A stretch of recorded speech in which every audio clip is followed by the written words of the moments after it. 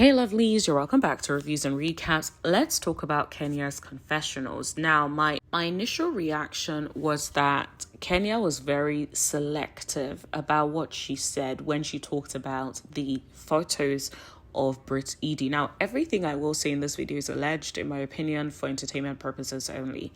Now, so when Kenya talked about Porsha alluding to another housewife sending her the photos of Britt that she used at the salon opening, did you notice she said that's a lie, the photos were online on various corn sites?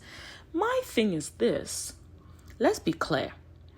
Is it that Porsha said that someone sent her the photos, or that someone led her to it and gave her the information that she used? Remember, what I remember is that Porsha said the information, not the photos, the information. And I feel like Kenya is very, very smart in the sense that she said in her video, nobody gave her the photos. That doesn't mean that nobody led her to the information. I think somebody did, and Porsha is not lying. Because she could have literally come out and say, nobody. It was only the private investigators that I paid that's how they found out about the information. They found it on the various corn sites, and then that's how I got the information. She did not say that she did not get the information from anybody on the thing. She said she didn't get the photos from anybody. So my thing is, Kenya has always been very selective of her language. If you remember when the whole video thing came up, she kept saying no, she didn't do revenge porn, blah blah blah, and everybody was like, okay, she didn't do revenge porn, but she didn't clarify and tell us that, well, she did expose those private or these images. She didn't say that. She was very selective about the language that she used, and she stands on the fact that she feels it's not revenge P. So if you think about it in that way, she has always been very selective about her language. So I'm not surprised that she's also been selective about that. Now, in all fairness, what it sounds like is nobody sent the photos. This is now my view, right? My view, my personal opinion. I feel that nobody sent the videos or the picture or the photo, whatever, to her. However, somebody told her where to find the information, or said to her, girl, I heard that this girl was doing this in the past. Look into it.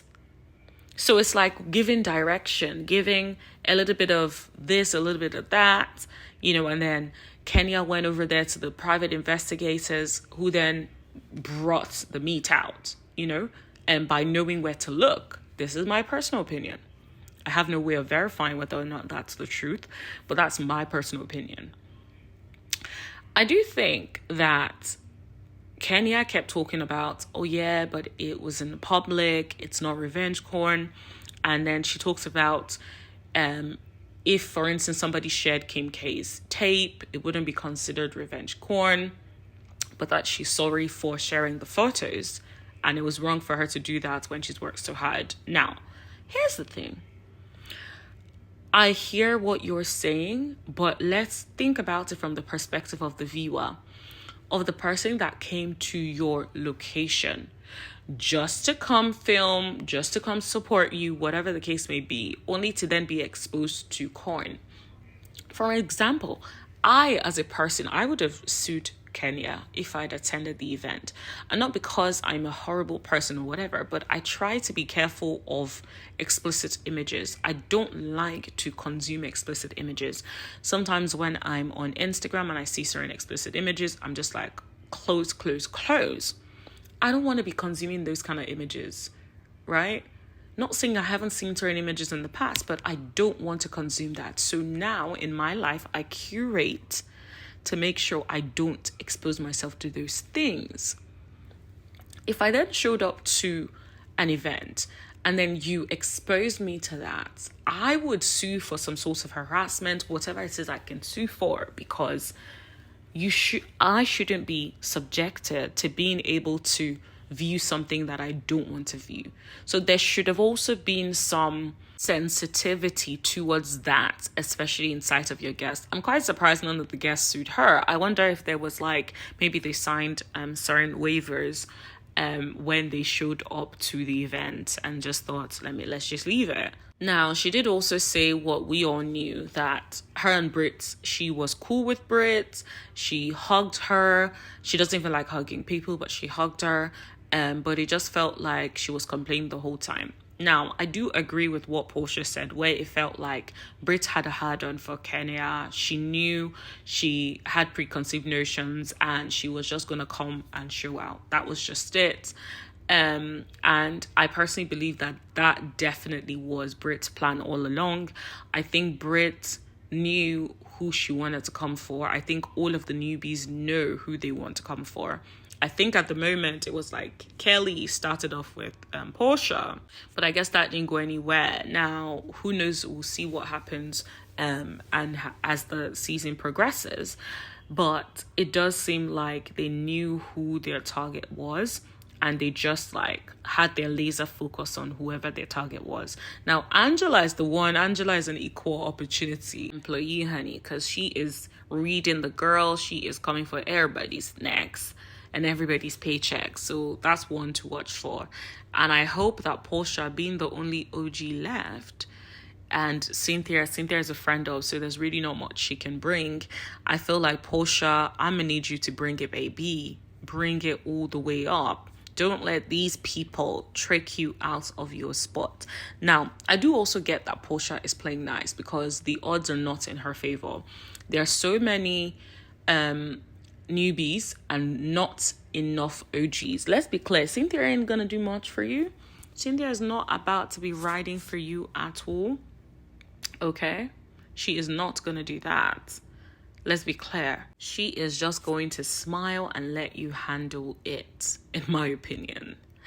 The other interesting thing that I would say is Kenya talked about that she did go to speak to production and they just were not dealing with it. She said that Britt said that's why she keeps a powerful beast like her, and that she was irate, she was knocking things off. She actually went to the showrunner to ask, why is Britt talking about a pow. Now, the production definitely did Kenya dirty, because how does somebody go to production to report this, and then this person is basically threatening to unalive a castmate, and you did absolutely nothing 3 weeks into filming? That's some crazy, nasty work. The fact that that wasn't done, I've always felt like production do not like Kenya. Now, I don't know, for whatever reason. There may be something there that we don't know. But I do feel like production has never really liked Kenya, because word on the street was they didn't even want to bring Kenya back, allegedly. Okay? But this time around, they decided to bring her back. So she wasn't even their top pick for this season. Imagine that. You're not even a top pick for this season. So, of course, they're just thinking, we don't really need you, right? They already have their high hopes in Kelly, in Britt, in Angela. Now, I will say they did all right with Kelly and Angela, but not with Britt. They did not bring what they needed to bring with Britt. Britt, I feel like, even Kenya said, and I have to agree with her, Britt came across as boring. So far, I have not been drawn in with anything that Britt has brought to this season. I've not been drawn in at all. And I think this season is showing us how no housewife can be an island. No matter how good you are, no matter how fun you are, you need an ensemble of other people that match the energy, that can bring it as well. I feel like one of the things that made the OG Real Housewives of Atlanta what it was that it was a great ensemble. Everybody brought something, right? I can't believe this, but even Sheree brought something at the time. Nene brought something. Porsha brought that lighthearted energy, vibes, fun that the show was missing, right? Cynthia brought the peacemaker energy. And Phaedra and Porsha brought that freaking frack, that little fun, lighthearted, a little bit of shade vibes to the show. I feel like the fact that they're missing Nene, they're missing Sheree, and I don't even think Sheree is good as a standalone. We saw Sheree and Marlo mess up one of the previous seasons. So no, that's why an ensemble is really required. If, for instance, there was Porsha, Nene, Kenya, and then they brought the newbies, right? Remove Britt, and it's Kelly and Angela. And Cynthia, you can add Cynthia for a little razzle dazzle. That could have been a good show. You can even add Drew in there. You can add Shamia as well. That would have been a better show. And put Phaedra as well, right? That would have been a better show. But I feel like they brought too many newbies and only left Porsha and brought Porsha on and Kenya, who they then removed, right? So I just feel like, yeah, the ensemble is not what we need right now. And I'm not one of those people that are very like, oh my God, OG Real Housewives. Like, yeah, I enjoyed the OG Real Housewives, but I'm always open to if you bring new people, as long as it works, right? But I feel like the new people that are being brought, especially Britt, is not bringing it. And I love me some Shamia, but I'm going to need Shamia to bring it as well, right? And I'm going to need Shamia to bring it with the rest of the girlies. It does not need to be about this whole, well, if you bring it with Porsha, that's fine too. But it would be nice if it's not about you and Porsha and you bring it with the girlies too, right? You see how Angela is doing the dang thing? Shamia, I'm going to need you to bring it a little bit more. We need to see the star quality we saw in the first episode. Bring it, okay? Also, Kenya said what I said a couple of episodes ago or in one of my previous videos, where I said when Andy said that there was an investigation about her not bringing a pow pow, it was like, girl, what kind of investigation could have been done? Because if it wasn't done in the moment, as in if she wasn't searched in the moment, how would they have known that she didn't violate that policy? Like, did they check the bags? Did they check the cars? And so it just sounded like it was one of those, did you bring a pow pow? No? Okay, cool. We move. And that is something that I said, like, now you can't really say that, because what is she really genuinely going to say? Yes, I did have it, but I wasn't going to use it. Like, come on. Nobody's going to admit to having a pow pow, especially when they're in that sort of serious investigation. Nobody's going to admit to that. Kenya did also say that she was initially invited to the reunion and then was disinvited. That actually sucks, because I think that they should have left Kenya's confessionals in. They should have also filmed her right after the event so she can say her apologies, and then could have left it there and said an investigation was done and then she was suspended. That could have been it, right? But they didn't do that. Interestingly enough, she also talked about a double standard, which it seems that these people have, because apparently there was some revenge porn with the Vanderpump Rules, and the parties involved are still working there. So it's like she's being treated the way she's being treated, but they're not treating the people on the Vanderpump Rules in the way in which she has been treated. So I do agree that she has been maltreated. Like I said, there should have been a point where they both suspended Britt and Kenya for what she did, because they both were wrong. Or if they chose to keep both of them, then they should keep both of them. But we'll have to wait to see how it turns out, because I don't think Bravo is going to like being called out like that.